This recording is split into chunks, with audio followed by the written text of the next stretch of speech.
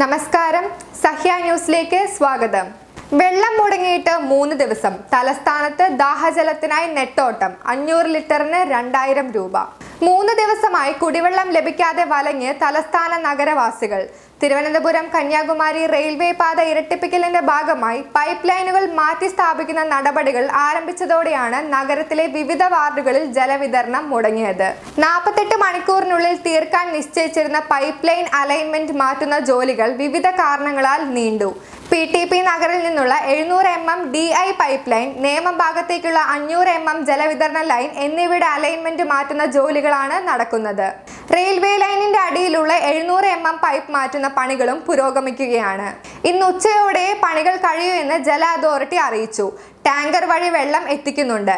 വെള്ളം ആവശ്യമുള്ള സ്ഥലങ്ങളിൽ വാർഡ് കൗൺസിലർ മുഖേന അസിസ്റ്റന്റ് എഞ്ചിനീയർമാരെ ബന്ധപ്പെട്ട് ടാങ്കർ വഴി വെള്ളം ആവശ്യപ്പെടാമെന്ന് ജല അതോറിറ്റി അറിയിച്ചു.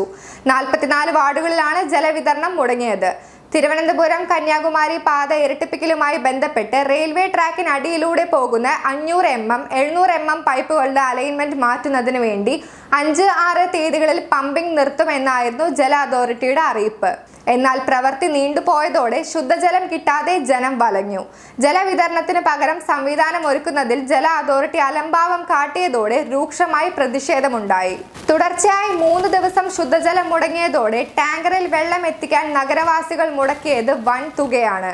500 ലിറ്ററിന്റെ ടാങ്കറിന് 1500 മുതൽ 2000 രൂപ വരെ നൽകേണ്ടി വന്നു.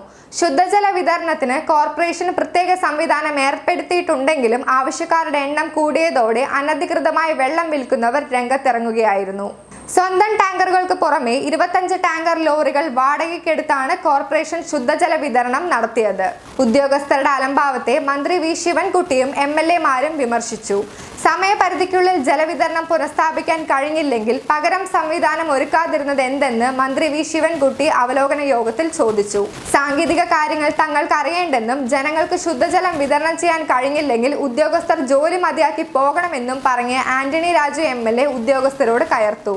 2 പൈപ്പുകളുടെ അലൈൻമെന്റ് മാറ്റാൻ ഇത്രയും വാർഡുകളിൽ ജലവിതരണം മുടക്കണോ എന്നും വാൽവ് ക്രമീകരിക്കുന്നതിൽ സാങ്കേതിക പിഴ ഉണ്ടായിരിക്കാമെന്നും VK പ്രശാന്ത് MLA ആരോപിച്ചു.